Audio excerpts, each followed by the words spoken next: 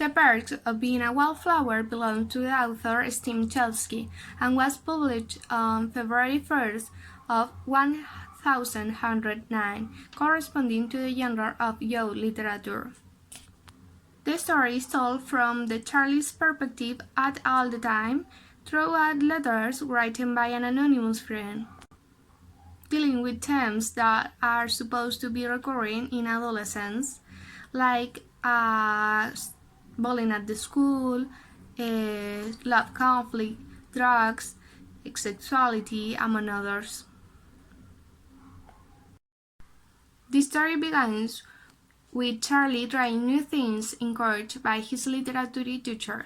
In a football game, he saw Patrick, who was her partner at the carpentry workshop. He introduced her stepsister, Sam, to Charlie, and from that moment Charlie felt attracted by her. In the letters, the protagonist explained how his friendship with them and his group of friends developed. This affected Charlie's mental health and helped him to face the challenge of his environment. The narrative modality chosen by the author to tell the story is interesting, in addition to being easy to read.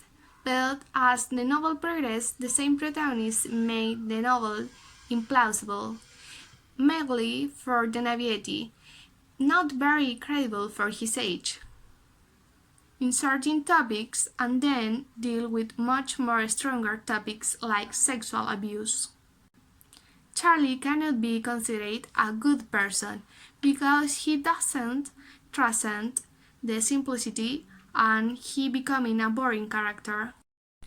The author includes too many delicate topics throughout the novel, so many that he was not able to develop them as he could have done. This is a way to romanticize them, giving a sense that they are normal and they happen in the life of all adolescents. The quote I chose to mention was the following: "We accept the love we think to deserve." I feel that is a very precise form to express why many adolescents' relationships are immature and end up causing a lot of damage to those who are part of it.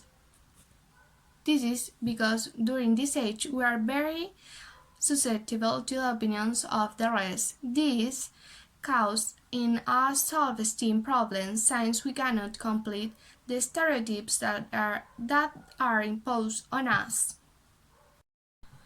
The quote I chose to mention was the following: "We accept the love we think to deserve." I feel this is a very precise form to express why the adolescents' relationships are so immature and when they end up causing a lot of damage on those who are part of this. This for me is because during this age we are so susceptible to the opinions of the rest, and that causes self-esteem problems since we cannot comply with the stereotypes that are imposed on us.